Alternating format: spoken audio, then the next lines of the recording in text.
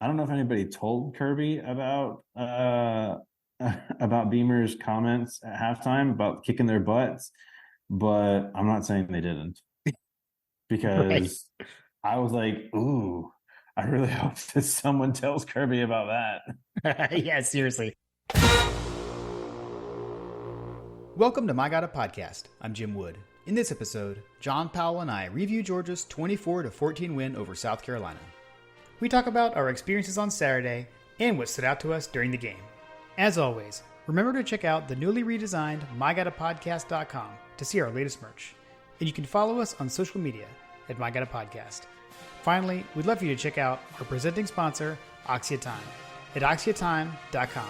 That's AXIATIME.com. Now, let's join the conversation in progress. John, how was your weekend? Weekend was pretty good, man. It was a weekend of nothing but football. I mean, basically we watched football all day on Saturday, right? Yeah. Yeah, we did. There were games on at the tailgate. Watched there, watched the dogs, got home. After that game, what did we watch? We watched a little bit of Ole Miss and Georgia Tech, Tennessee, Florida, and then Colorado State. But I couldn't make it through the whole game. As expected, I bailed at halftime, went to bed. But yeah, I it was a s- lot of football on Saturday. I stayed up the whole time. Man, I don't know how you did that. I suspected that from the text that I read when I woke up this morning that you made it through the whole thing. I'm amazed. Yeah, I made it to I halftime. So I had to watch. I am a Dion hater. So I had to yes. fully absorb the hatred because I Oh, saw that it was going south for him. And if you look at, we'll talk about the ESPN. You know, one of my favorite graphics to look at for these reviews is, you know, the win expectancy mhm. from ESPN. And when you see a game like what you saw with Colorado and Colorado State, um, that graph is also equally as amazing. Okay. Um, so anyway, I watched it all, but the weekend started, Friday. We had a birthday. It was a surprise birthday party. And the Uh, podcast did not spoil it, right? no, the podcast for sure did not spoil it. Okay, Although good. Because I I need to, realized that like later when you told me whose birthday it was, I was like, oh no, because like I didn't edit that out. friend of the show, Samford alumni and former guest, uh, Paul Muchnick. It was his 40th birthday. Um, You're good. he doesn't really have a reason to listen to this podcast, but Right. I forgot to tell him about that. That I like had that thought that was like, yeah, there's no way he's listening to this. A Georgia Uh, Tech fan, Samford alumni, like there's right, right, right, no reason. Even though you know, even the best of friends are not going to listen to the podcast if they're not a fan of Georgia, right? right. It's all good. It's all Um, good. anyway, so we went to his 40th birthday party, and it was a great, like, they had cocktails and everything.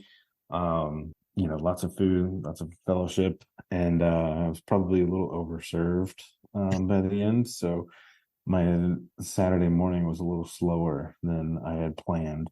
So I got my run in much later than I planned. So I blame the start on you can blame the start on me, Jim, Okay. because we did not come out looking super strong, and I did not come out looking super strong on Saturday. Fair Um, enough. I think I sent you. You guys were like probably already on campus and all those things by the time I woke up. Well, I made it to campus much earlier this time as far as in relation to kickoff than the opener. So yeah, that was good. That was good. Yeah, I drove down Friday night to my parents' place, hung out with them, then came over with them and my sister.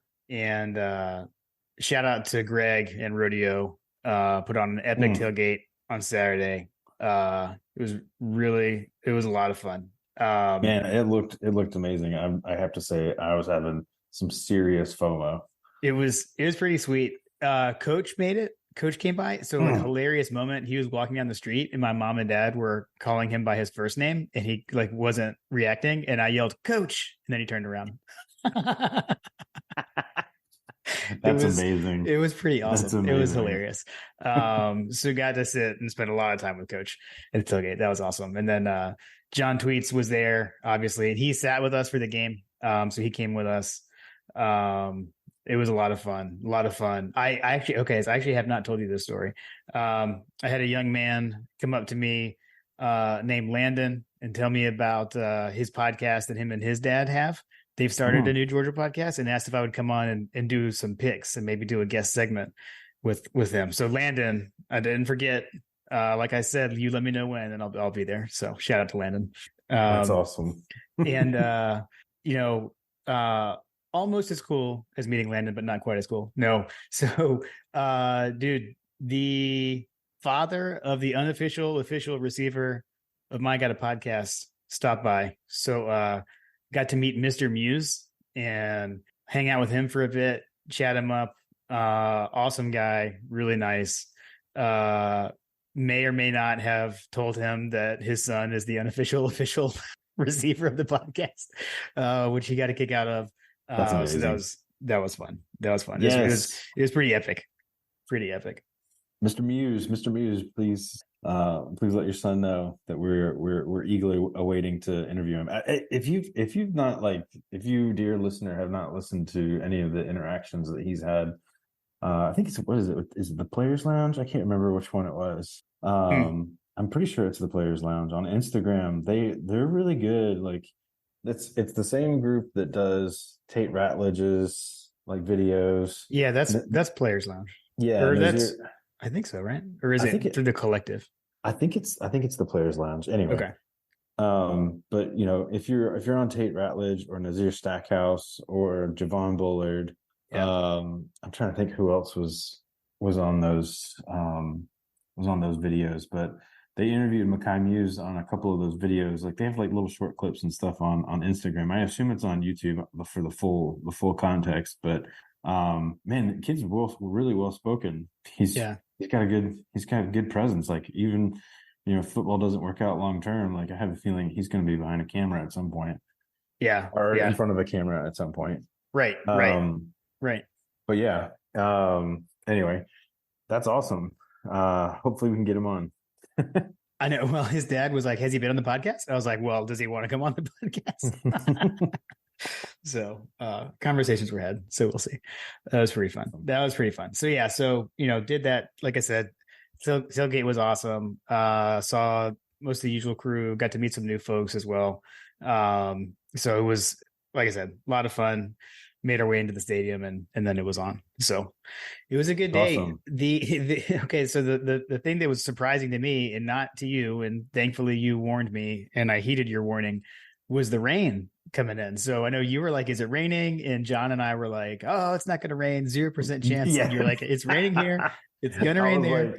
I was like, this So doesn't bode well. Typically the way that's the way the weather usually like formulates is right, whatever hits right. us eventually makes its way over there. Exactly. And so between you, making your warnings and then my mom, the fact that I was with my mom and my sister, I think is really what saved me because they were like, "What's it going to hurt to pack a poncho?" So we had ponchos and so we were able to stay dry. It wasn't like as heavy of a downpour or anything as like Tennessee last year, but it was a steady rain. I think Yeah, it was the way my dad described it was like a finer rain, like it wasn't as heavy. Like the drops weren't as big or something. I don't know, but it was which pretty is steady throughout. Once it got going, it kind of stayed. So yeah, which is like in some ways even worse than when it's like a drenching downpour. yeah, it wasn't. I don't know. I didn't get soaked like Tennessee. Like everything was just soaked. This one was not as so for what Right. that's worth. But yeah, man, like you said, the game. Like right from the jump when the opening kickoff went out of bounds. Right, it was just like right off the bat, not the way you want to start. The announcers did us no favors with that as well. Like, oh, this is not good. Right. So yeah, that happened. And then I think Spencer Rattler, really good. Like that guy was amazing. I know it was a tale of two halves and we did much better with him the second half, but that first drive, it's usually those first drives are scripted and it works to a T for them. He came out firing, was literally perfect on the drive, didn't have an incompletion, had a touchdown pass. I did I haven't rewatched the entire game, but I watched the first half today. Mhm. I say I listened to the entire game. Actually, what I did on my drive home from Athens today to Charlotte Okay. was I listened to the game broadcast Good. through. I streamed it. I Okay. streamed like the replay of it.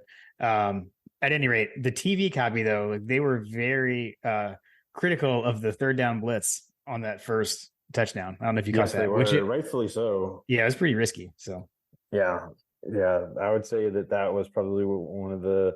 I really don't know. I just don't understand what they're trying to do there, because I mean I guess we do kind of know, but like it just felt like it was one of those statements that Kirby was trying to make early, mhm. and they just didn't get home, and it just kind of led to a momentum swing, right? So like, because at Yes. that point we had kicked our field goal, right? It was like No, it was the opening drive. So it was the it was opening drive. zero. It Okay, was 0-0, and it was third and pretty long they carved when us they up did that. basically. So yeah. But I mean, if we make we make the tackle there too. Like I feel kind of like There's definitely missed tackles for sure. multiple missed tackles, and Bullard wasn't in the game. I feel like Bullard makes that tackle. But yeah, I mean Hmm. there were multiple missed tackles, and it was a good play design, man. I mean we had that blitz. They faked a screen to the left and then ran a screen to the right. I mean it was a good play. They caught us. Like sometimes you got to tip your cap. Yeah, So they came out ready to play in the first half. That's for sure. yeah, I think that I can't remember when exactly Juice Wells went down. it was on that play. So he scored the Okay, touchdown and like right. broke his foot. Oh, that's right. Yeah. Then he Yeah, ended up like going off on the sideline. yeah. But like it was like a delayed reaction. Like he didn't notice it until after he had scored or something. It was weird. Did we ever find out what exactly happened there? Because I was kind of curious too. Because there was nothing that jumped out on you, like Yeah. like the Aaron Rodgers injury where they like you could see like what happened, but like that one when they zoomed in on his whole play, like nothing really stood out. Yeah, agreed. Agreed. So I don't know. I'm guessing he just because they said he already had a broken bone in Broke a his bone foot or something. and that he had Yeah. a screw or whatever. So I think they felt like he probably stepped. Who knows, man? You step on the turf funny sometimes and it pops. I don't know. But yeah, Hmm. you can't see him react at all on the TV copy anywhere. Like he just runs into the end zone. It's weird. He hurt himself celebrating on the sideline. Right. Seriously. Yeah. Yeah. I don't know. I was wondering that because he like runs into a guy Hmm. and was something there happening. I don't know. So Right.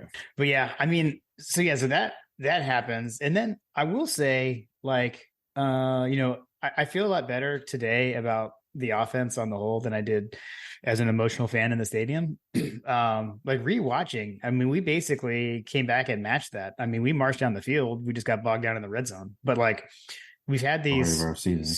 yeah, right. Well, we've had these like slow starts. I don't know. I feel like we've had slow starts like 3-and-outs and stuff. And this definitely wasn't that. I mean, we marched down the Mm-mm. field. There was I can't remember if it was I think it was on the first drive. There was a busted coverage where Dylan Bell was wide open. Hmm.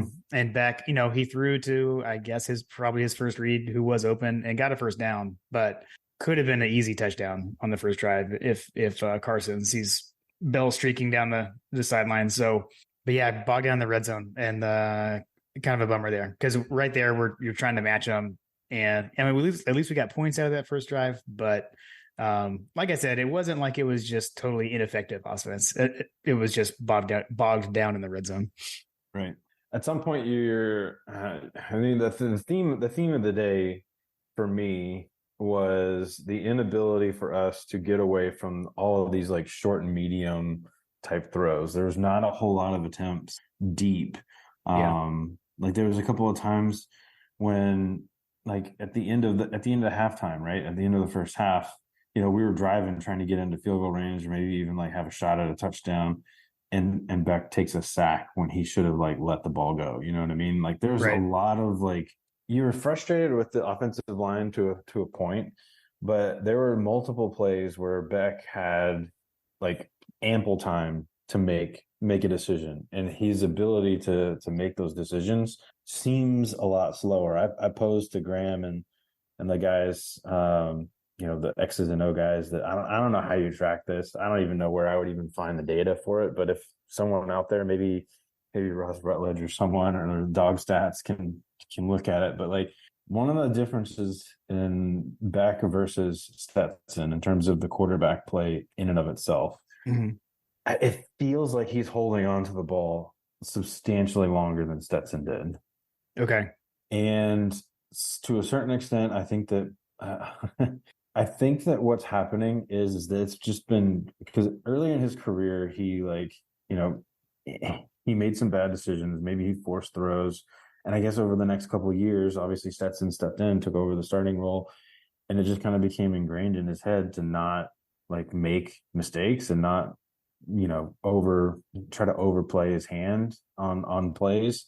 Right. And so you're starting to see them needing to coach out the game management aspect of what he does. And it really does feel that way because he just basically is just playing to not make a mistake and overthinking in certain cases, or just not even looking downfield because Mhm. he doesn't want to mess up. Does that make sense? It does. And it's funny, right? Because people used to say that Stetson was this game manager, and we knew he wasn't. And I think eventually Right. most people got there, right? But I mean, Stetson definitely had more of that gunslinger mentality, and I Right. don't think Beck does. I will say, like, full disclosure, right? That was one of the things that would frustrate me about Stetson at times. Right. When we would say, like, take what the defense gives you. You got this underneath route that's Mm-hmm. there and it's going to get you first down, but you're going for the home run all the time. And so I think Right. now we're kind of seeing what happens when you do that. Because Right. there are times where that guy is open deep and he's going for the shorter one. It's so weird though, because it's like I have these feelings during the game, right? And then it's like, and then you get to the end of the game and Carson Beck was 27 to 35 for 269 yards. And like no turnover worthy plays or whatever, right? Obviously no picks, no touchdown passes. We were able to get in the end zone on the ground, but that's where, like what I was saying, where I don't know, I had all kinds of things going through my head walking out of the stadium last night, and then today rewatching it, I feel better. There was the two ones that were the misses to me were we already talked about the Dylan Bell. There was another play, I believe it was in the second quarter, the trick play, when we ran like an end around flea flicker type deal. Mm-hmm. They you could see it on TV, but they didn't mention it. Like Roseme was actually like he was way more open than Bowers. Right. I don't know, maybe he's too far down the field or something, but he was past everyone. And then Yeah. Beck went to Bowers. So again, I don't know. Like, is it he couldn't throw it that far? I think he can. Was it he didn't see Roseme, right? The play is just straight up designed to go to Brock, and so that's what he did. I don't know. But we did see more deep balls. Like we saw another deep ball to Rod Thomas worked. We saw one that Mm-hmm. didn't. We saw the one that got broken up in the end zone. That was a great planted ball, by the way, by the South Carolina defender. Mm-hmm. So we at least have started to see us get more vertical, which is what I felt like was missing. Yeah. So that was good, but I don't know. Like again, it's finishing drives right now. It's a problem.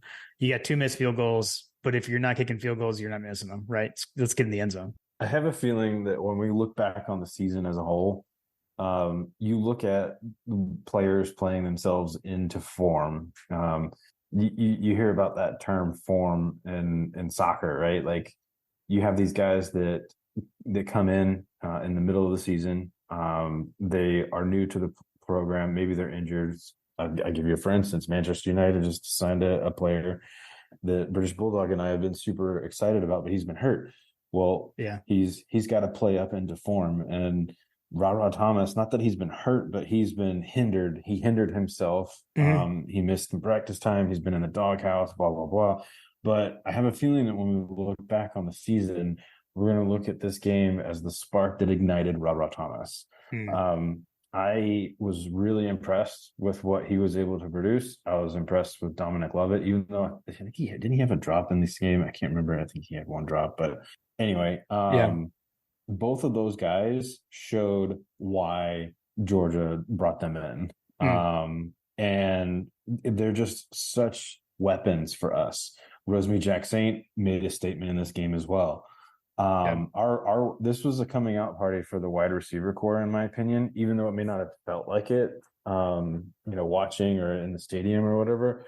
They made some tough catches, man. I They mean, did. he we're just talking about like the Beck's not the gunslinger or whatever, but like even he may not be like as down the field, like over the blow the top off Stetson Bennett type throws, but he definitely made some really tight window throws on occasion in that short to medium, that 10 to 15 yard range. Yeah. But he does have opportunities downfield, and that's the part that, I mean, even with Stetson, we had that with Stetson's like, oh man, the plays are there. Like, look, oh, he's walking in here. There Yeah. was one to Bowers. If you just waited a little bit longer, Bowers is breaking open, but he threw it short. Yeah. There was, I want to say, I mean, the Bowers one is the one that sticks out, and then there was another play that he thought that Daijun Edwards was going to take off. I don't know what he was doing. That was the one. Do you remember the play he kind of like lobbed up there, and the guy kind of tipped, the South Carolina defender kind of got a hand to it, but it went over his head. Yeah, I do remember that. Yeah. Yeah. Well, and you just hit on it, because I think the other thing I wanted to hit on was welcome back Daijun Edwards. I mean, holy cow, like definitely 20 carries, 118 yards and a touchdown, long at 21. And we saw what we missed. And so I don't know, like it felt like, my issue with the run blocking on the line had been like that there weren't lanes for the running backs to run through. And it definitely felt like there were bigger lanes this game, but were there, or is, because like Daijun doesn't need much more than a crease. I mean, and he can get there, and he gets so low and can like duck underneath tackles and stuff. Man, he was a breath of fresh air. Like it was fun to watch him run the ball. Yeah, it was fun. Yeah, I would say that he was a factor, right? Like he was the difference maker. And kind of like what I was talking about just a second ago, like playing yourself in the form. If that's Daijun Edwards, who's not 100%, but playing, like imagine what that looks like when he's 100%. You know what I mean? Like, yeah, seriously. Because there were definitely some situations where it was like, I mean, we were relying on him for multiple drives, like on long drives, right? Like where he was having to run the ball multiple times for hard, long yards. Yeah. I don't know. It just doesn't feel, I didn't get the same vibe. Like you saw Roderick Robinson's carries kind of fall off a cliff when he came back, right? Yeah. I mean, he only played one play, I believe. I mean, I know he had the one carry. I think that was the only play he was in the game. Right. And then you had Dylan Bell taking carries, which in my opinion I feel like that this staff has kind of gotten to the point where they realize that Cash Jones and Roderick Robinson are good in doses. And spelling backs and things like that. And Cash maybe has some skill sets that the other backs don't necessarily possess quite as well. And I don't know, maybe this is just my opinion, but like it feels like that they are utilizing Cash Jones more as like a receiving back. Yeah. But what I will say is that it felt like that they were trying to figure out how to get Dylan Bell. Like it feels like that they want Dylan Bell to run the ball more as a running back. Because they're not getting much more from the other ones. And that extends to Kendall Milton too. Like, I don't know, man. If I was a person that was, trying to staff up this team, like I would look at that and say, what happened? Like, I felt like that Kendall kind of disappeared in the second half when we were making our rise. Well, he was on the first touchdown drive after we had the long ball to Rara. Like the next play actually was, I think, his longest run of the game. He ripped off a long one, hurdled a guy, and ran through down there. But then he left the game with a knee injury. But right, but he was right, exactly. Yeah. I mean, he was struggling with the up the middle runs. Got stuffed a couple of times. A couple of guys did. I don't know. You brought it up in the preview, I think, John, around like running off the edge had seemed to be more successful, and I felt that continued here. But I agree, man. I feel like the 1-2 punch of Daijun and Dylan Bell is effective. I feel like those two guys feel like they can feed off each other well. I think we had the question of who can play the Kenny McIntosh role, and I don't know, feeling like maybe that's Dylan Bell. Yeah, I mean, if they can get some packages together for him, like we haven't seen. I don't think that we've seen his full skill set on display just yet. Is kind of what I'm saying. Yeah. And it kind of feels like we've kind of accidentally run into, I personally think that what I've seen enough body of work with Kendall. If he's not healthy, I don't think that he should be playing. Period. Like if he's even like remotely like hurt, Yeah. everything that I've seen thus far showcases that like unless he's 100%, he's not Kendall Melton. Does that make sense? Yeah. Like, Yeah. No, you're right. I mean, he doesn't look like himself out there. yeah. So Yeah. like, He's clearly playing, trying to play through it, which I mean, I admirable. respect it. But Yeah. yeah, but now with Dejan back, right? Then Yeah. let's get Kendall healthy, Yeah. We had our first 100-yard rusher of the season, and it's his first game back. Right. Yeah. Yeah. It makes you wonder like what might have been had he, been back for those first two games. Like, are we having the same conversations about Bobo running up the middle, blah blah blah, like all those things? Like, is that something that because that the narrative of the offense, and I actually experienced this at the birthday party that I was at, which was actually ironically like Paul, Georgia Tech fan or whatever, but like right. There were probably 5 or 6 dudes that went to Georgia there with me. It was like a Georgia party. Yeah. Tends to happen. I will say this though, I was the only one wearing my game day apparel. Nice. But which multiple of them came by. I was like, man, I thought about wearing that, but he's a Tech fan. I was like, I don't care. Nice. But anyway, everybody was talking about the offense and Bobo, and I was like, listen, guys, like you got to calm down. Like there's nothing to really worry about here. And you talk about that with this game, right? And you look at, I'll use the ESPN Gamecast as a for instance. Like Carter wasn't like really super engaged with the game and stuff. And I think that at some point he went to like a friend's house and came back and we were talking about it. And he was like, "Yeah, I really thought we were gonna lose that game." I was like, "Really?" I mean, I never really felt that. Like I was frustrated. I feel like I was more frustrated than I was like worried. Because like we said, Munsoning is dead, right? Yep. But you look at that win probability, and at its worst, it was basically a toss-up with South Carolina having like a 58, 59%, 62% chance of winning the game when they went up 14-3. Yeah. And from there, it was all downhill. Like basically, as soon as UGA scored another touchdown, when we put it to 14-10, in what was it, in the third quarter, 11 minutes left in the third quarter, it immediately swung to 78% Georgia, and it just went up from there. Yeah. I believe that like what I take away from that is that Kirby Smart came out and basically said they're going to do it moment by moment, right? Yes. Yeah. Yeah. And he didn't seem worried at all. As frustrated as I was in the first half, I mean, he was definitely not like happy. Yeah. But like he didn't seem bothered at all. Mm-mm.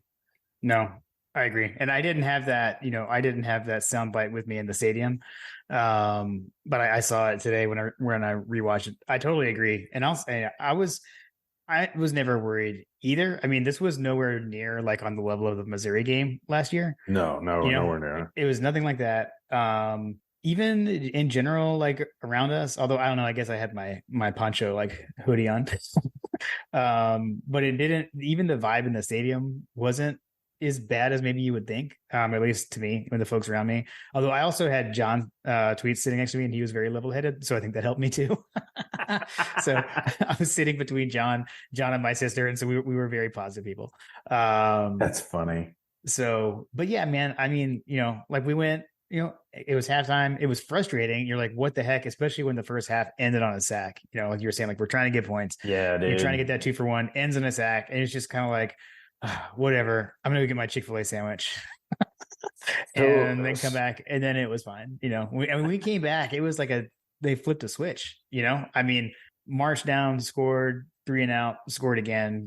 So I think the biggest telling statement was I think was it after halftime, or I can't remember when they were interviewing him, talking about like the sideline reporter was talking to him about like what he said to Carson Beck.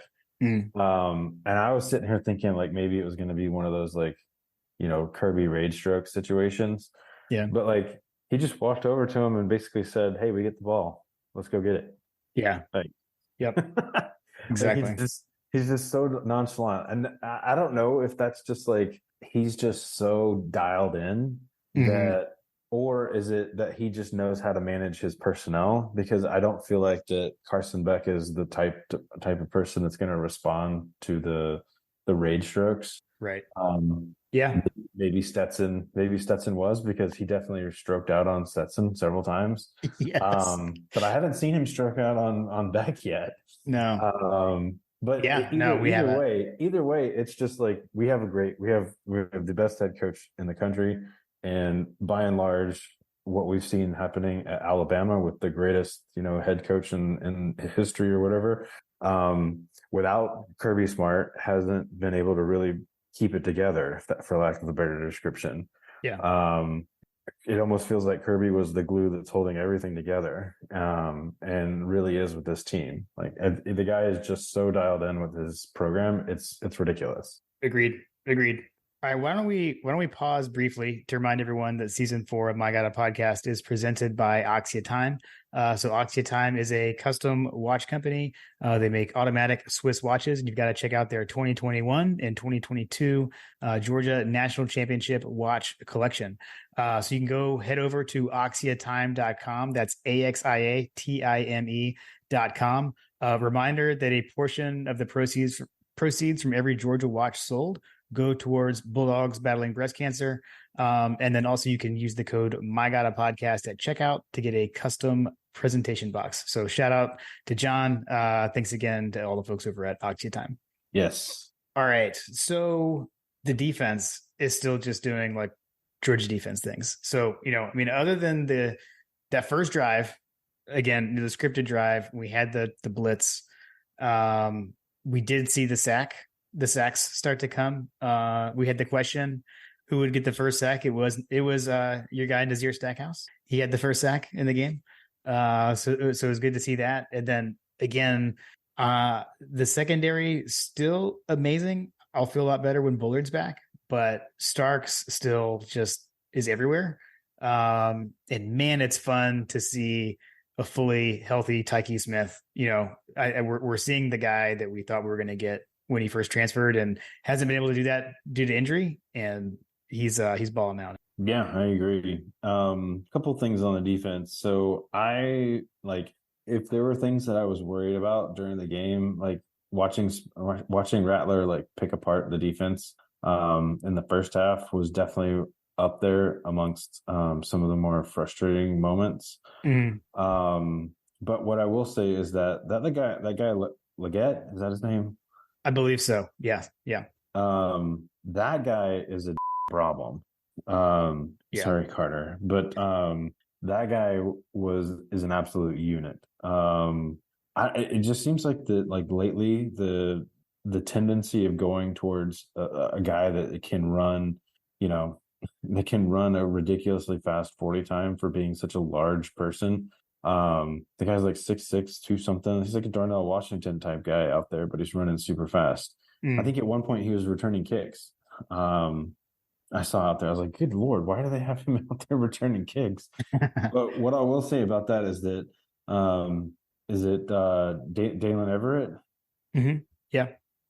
He was getting manhandled by Leggett early. And one of the things that I feel like that they switched up was like they basically tried to not have him matched up with Leggett moving forward. And they actually had Kamari Lassiter on him.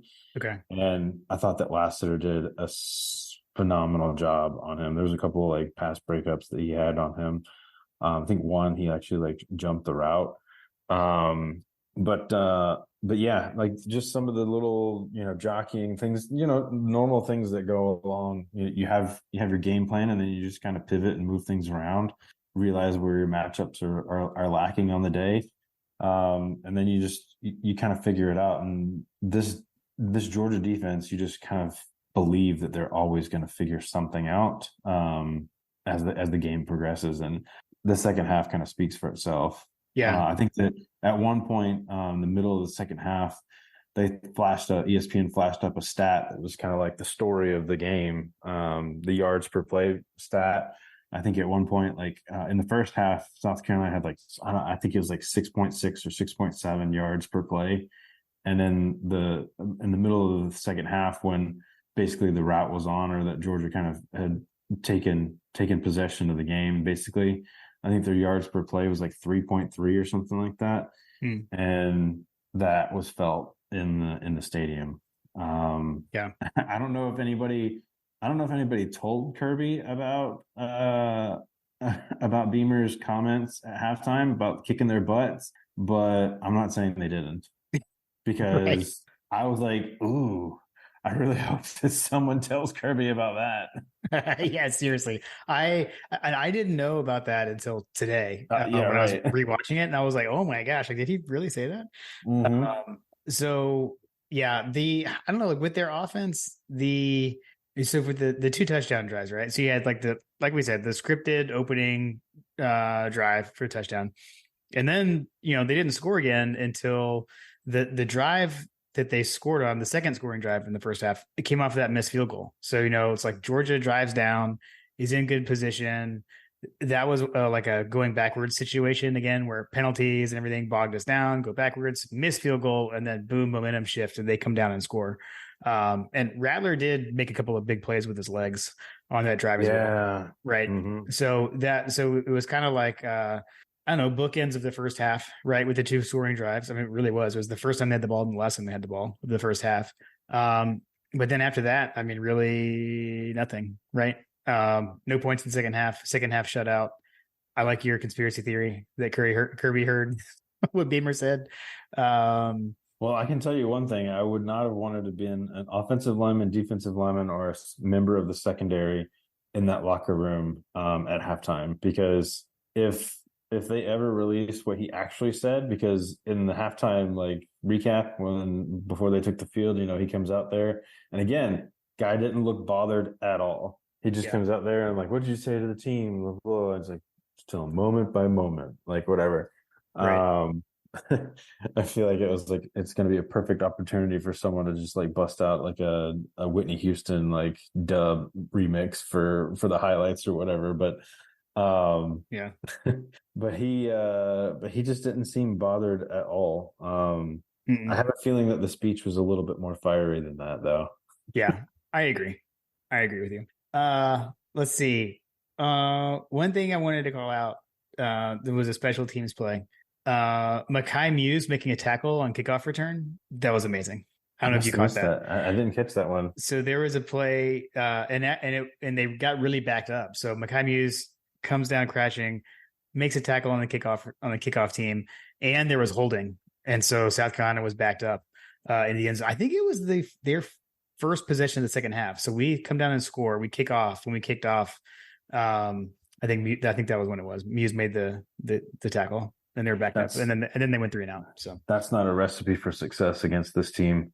Right. Yeah, seriously. So I'll give you like something to maybe watch for the season to go on, because I felt this way all throughout the game, even in the first half.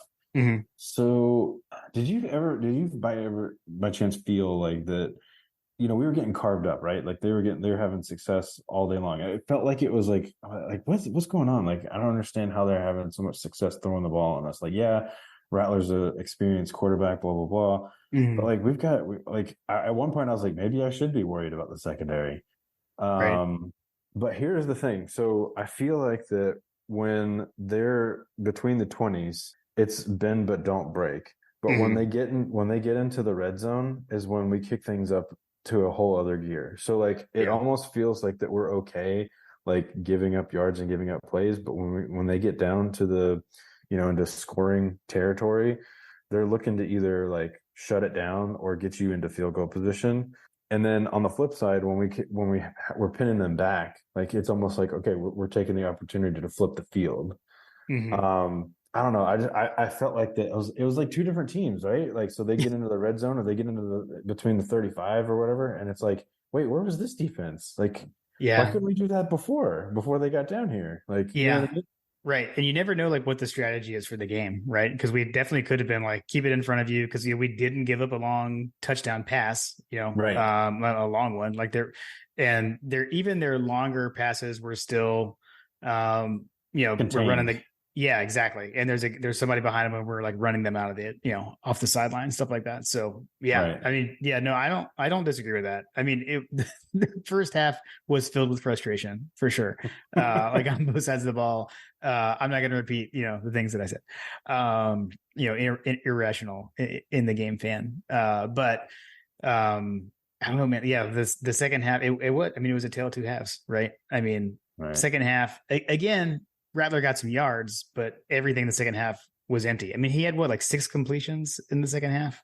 I mean, it Yeah. dipped way down. It felt like that they started bringing more, or at least we started like getting maybe more exotic. Because I think at one point they talked about Michael Williams ran from the right side of the line all the way around to the left side to Yeah, get to Rattler. It just seemed like that we just had more success getting to him, and that actually speaks to like one of the things that I was noticing as the game wore on was that you look at how this team was able to jump out on Georgia, right? And it's like, okay, all of a sudden we took some on the broadcast, they were talking about this team needed to take some body blows to see like what they were made of, basically. And Georgia yeah, took multiple body blows here and yep, still kept punching or kept chopping, if you will. Um, nice. but I think that like this game is just an underscore to the entirety of the SEC that our depth is such that we can overcome a lot of what a team could potentially throw at us. There are a couple of positions I don't necessarily agree with that we could take just about everything, but like it is what it is. Like if God forbid, Jim, knock on your wood, like Beck goes down or something like that. Like I don't know what that looks like behind, but we've shown at the running back position, Dejon Edwards got hurt. We had multiple guys step up and spell the time. Right. Wide receiver, Lad McConkey hasn't played. Our number one wide receiver hasn't played. Hey, note to self, like missing number one wide receiver in the rain, you can actually have success in Athens as the number one team in the country. Yep. There's we're missing guys all over the field, right? I mean, Mims went down, and it feels like, I mean, I hate to say this, but like, did we accidentally come across an offensive line that can actually like move things around? I don't know. We'll see, but it definitely felt like that we didn't miss a beat when he went down, right? Yeah, I mean, we shifted Truss out Right. to right tackle and brought in what Fairchild at guard. Yeah, Fairchild, yeah, yeah, yeah, and like it felt like that we were taking the game over. But like you look across the line at South Carolina, like there was multiple times where like the body language of their offensive line and their linemen was just like basically what Kirby wants. They want him to quit, right? yeah, yeah. Um, and our ability to throw depth at a problem is unparalleled in really maybe I don't know, like maybe Ohio State. Like I don't know that there's a team in the country that can really throw the depth that we have at every position throughout the game. Right. Yeah. No, I mean, with the way the schedule started, we hadn't really been able to have a moment like this. And, you wonder what a team's going to do the first time they get punched in the mouth. And that happened yesterday. And we saw how they responded in the second half. So I think, it said a lot about the team. I know that's what Kirby said as well. So, What was the vibe in the stadium overall? Because that was a talk coming in, right? Like that was like one of the things that was I don't know that controversy is the right way, but it was a lead going into the game was that our atmosphere was subpar. I oh, saw I saw multiple false starts. yeah, it it was loud, man. It was loud. It was what you expect Sanford Stadium to be for a 3:30 kickoff.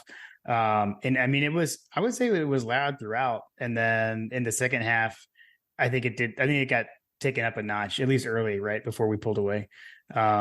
It got even louder. I was going back through my texts, and I was texting Kim a couple of times during the game, just being like, "Oh my gosh, it was so loud on that third down." Like it was pretty loud. So I feel like the fans delivered. I don't know. There's something about when it rains in Sanford Stadium, it gets louder. I don't know. Like that happened last year against Tennessee, and it happened again yesterday. So I guess you figure you're already there, so you might as well make a big deal about it. Exactly. Maybe the rain helps reverberate everything. Right. Yeah, seriously. Yeah, I don't know. I don't know what it is. All right, two things that are kind of random I wanted to hit on. One, I mentioned that I listened to the radio broadcast on my way home today, and I started to say this earlier, but then I kind of forgot.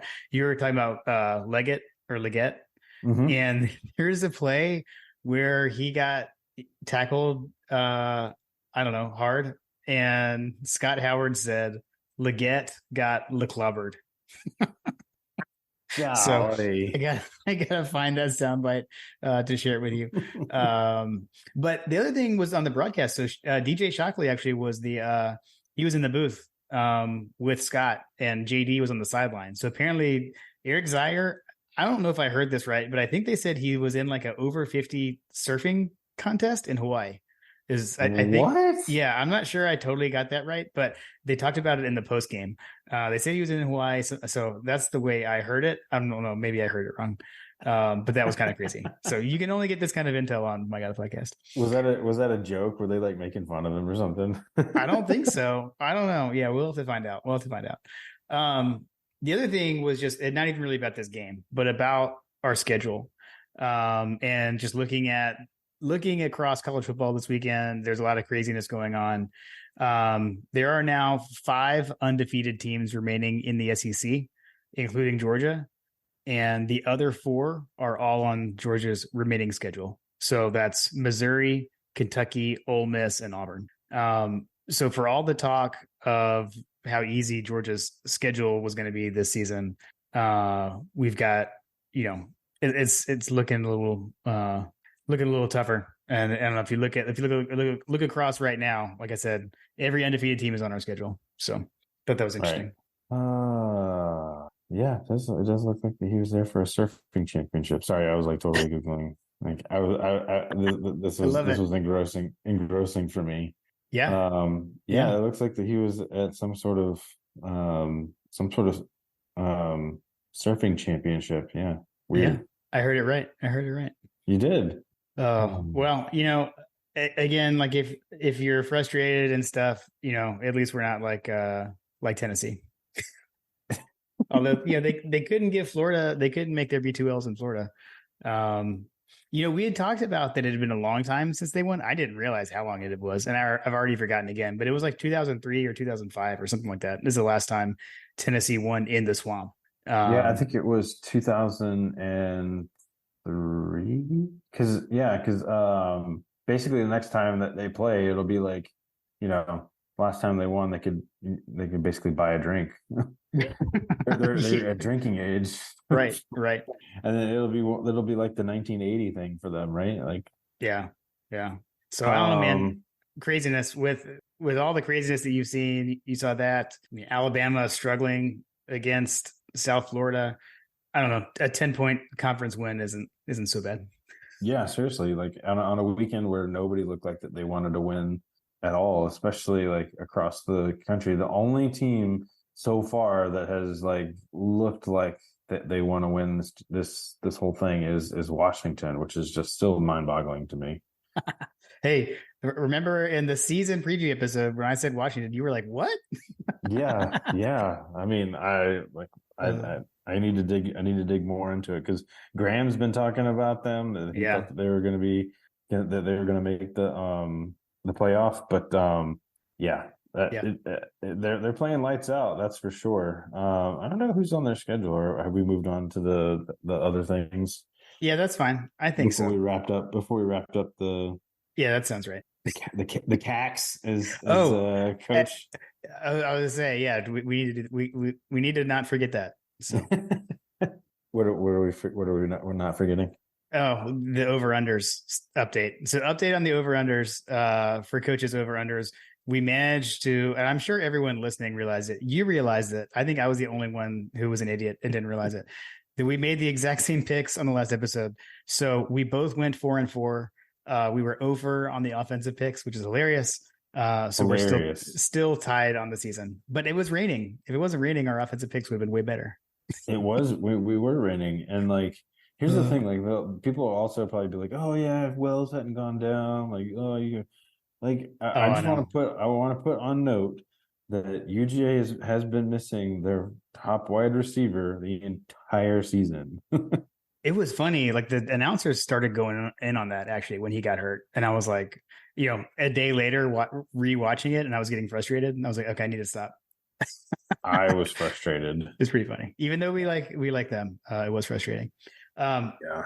I guess before we finally wrap, I did want to say I got delivered a new hat to the tailgate, and got my dad was wearing his better never rest hat, and got some questions Ooh. about that. So just a reminder, go check out the new website, the newly redesigned mygodapodcast.com, and you can go to mygodapodcast.com/store to see our latest merch. And thanks again to Working Web Media for helping us get that set up. And again, you can always go to workingwebmedia.com/dogs. If you got a small business, need help with your website or just your online presence in general. So Yes. final thoughts, JP, final thoughts. We can go anywhere. We can go anywhere around whatever. All right, so let's just go all over the country, right? So like we talked about lots of football. So we just talked about Washington. Let's wrap a bow around the Washington conversation. Mm-hmm. So Washington has been lighting it up against noted powerhouses Boise State, Tulsa, and Michigan State, who's missing their Mel Tucker. Right. Who's currently going through their own situation, right? Right. They've been putting up all these points. They next have Cal. I'm sure that things are not going to change there. They have Arizona. But to end the season, we talk about like October and November being like where, pretenders, go away or whatever. Yeah. They will finish the season in October. They play Oregon. Then in November, they play USC. They play Utah. They play Oregon State, and they play Washington State. They have 1, 2, 3, 4, 5. They have 5 games against currently ranked top 25 opponents to end the season. Yeah, who knew? So Like we're gonna find out. We're gonna find out about Washington. Yeah, I mean the Pac-12 is like killing it, which is weird for a conference that's like not going to exist anymore. I don't know. I guess they're going out with a bang or something. Yeah, going seriously. going down in the blaze of glory. Yeah. Yeah. It's interesting because Oregon seems to be the bellwether game for a number of teams. So, like I said, Oregon plays Washington here coming up October 14th. Definitely going to be watching that game because Oregon has equally looked just as good as anybody in the country. I feel like too. And they play Colorado this week, right? Correct. Yeah. So that's a great segue. Thank you, Jim. Sorry. So Oregon is going to be playing Colorado, and there's a lot of hype going around Colorado. I am on the record as being like a huge questioner of the Deion experience out here. The math doesn't make sense to me, but hey, hats off to them. They figured out a way to win and storm the field somehow as a massive favorite in that game. Yeah, they were like a 20-something point favorite. Correct. So Colorado State. All right. So here's the thing. So that game should have been an absolute blowout. The Colorado State left, had to have been close to 30 points on the field because of either miscues or misplays, just penalties, wiping things out. They kicked a field goal and ended up getting a penalty, which extended their drive even further so they could put a touchdown. They promptly threw a pick six. That sequence was insane. There was they had, I don't even know what it was. I think at halftime, it was like 8 penalties for like 88 yards. And it only got worse from there. So I don't know. Their coach apparently did a lot of film study before the game and stuff, but I don't know. I guess they forgot how to play football from a penalty standpoint. They took out Travis Hunter. I don't even know what the prognosis is on that. I thought he came back in. I thought I saw him. No, he came back in, but then he ended up going to the hospital. Oh, I didn't say. Oh, I missed that. This is what happened when I went to bed. Okay. Yes, I was up. I actually watched the post game interview because again, I kind of agree with Colorado State's coach that there's like a certain I don't know. Shedeur Sanders did the post game interview on the field, And I know that it was like an FU to them, but he was wearing the Dion shades for the post game interview. Okay. Which it was a huge middle finger to the Colorado State's guy, because that was like what he said. He was like, I took my glasses off, like that kind of thing. Right. Which the broadcast crew did a really like over the top job at trying to like downplay that was an insult at Dion, but it absolutely was. Oh totally. yeah, it totally was. It totally was. Yeah, I thought that was weird when they were trying to say that. Yeah, it was really weird. But anyway, there was definitely some dirty play going on there. But anyway, he gave the interview at the end. He was talking about how he was like super concerned about his brother Travis Hunter, who went to the hospital. Got it. So Okay. I don't know. I don't know what happened, but yeah, that play was when he went out, that was ridiculous. Game, what I will say is that when Travis Hunter went out of the game, things really changed. Gotcha. If he's not able to go against Oregon or the rest of the way, like I have a feeling things are going to drop off pretty sharply for Colorado. But it is what it is. I thought that Dion got out coached. I think that the lack of discipline on the Colorado State side in terms of the coaching thing is probably what ended up costing them the most. But like the plays were there, like they had all the opportunity in the world, and even at the end, like the guy, Colorado State had an opportunity to kind of run the ball and ice the game, but they ended up punting it back to him, and that ended up being like a total Mark Richt. Like what was it? What was that bowl game where we punted it back and they came back, and was it against Michigan State? I think it was.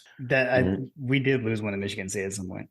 Yeah, well, like we punted it back to them, and they came down and scored, and that was like a huge mistake. Like that's basically what happened.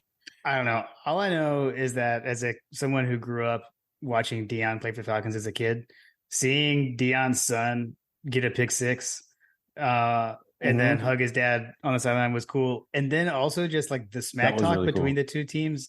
Again, like what we were talking about is like, I know when we were texting, it was like it was fun to see. It's fun to see these guys like that hate each other in this rivalry doing these things like Georgia Tech used to be. Right. And you've got the Colorado State guys all doing like the Dion high step on their way into the end zone and then doing the Dion dance to celebrate, to rub it in. I don't know. I loved every minute of it. I thought that was awesome. I agree. It was a fun game to watch. Yeah, it was fun because not only was it regional, exactly. which I texted you guys about, like it had meaning to a local community is what I mean by that regional factor. Yeah, for sure.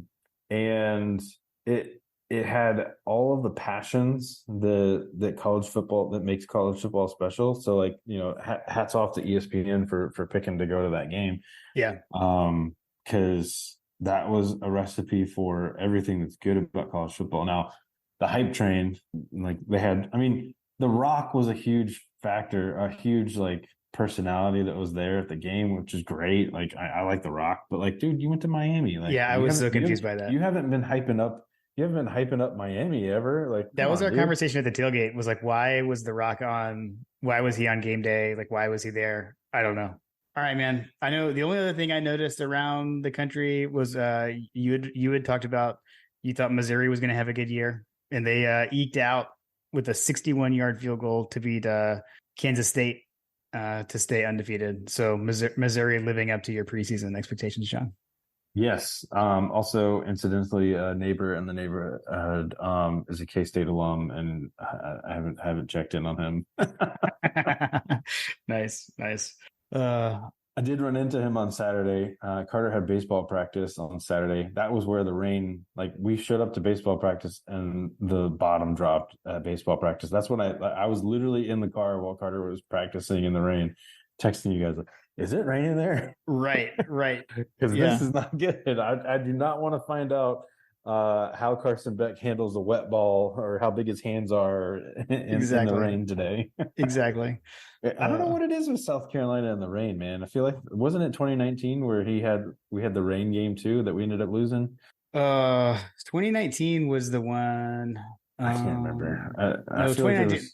Yeah, the 2019 we lost, but that wasn't rain. But there have been several. Rain. It's usually there. Usually when we're there, there's been multiple like weather delays.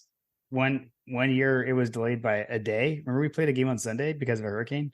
So Oh, I yeah, don't remember that. yeah. Usually when we're there, crazy things happen. 2016, yeah, Kirby's first season. I think we played South Carolina on a Sunday. All right. Okay. Yeah, but at any rate, yeah, I don't know, man.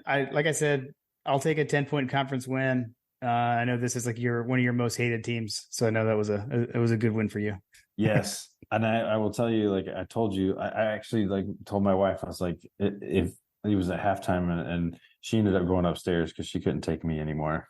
I wasn't like yelling, but I was like overly excited when we had big successes and stuff. So like Got it. I was definitely like feeling the pressure, so to speak. I wasn't ever worried, but like I was definitely getting hype. Yeah. Apparently at our house, Kim moved from like one TV to the other, and apparently, according to her, that was the turning point.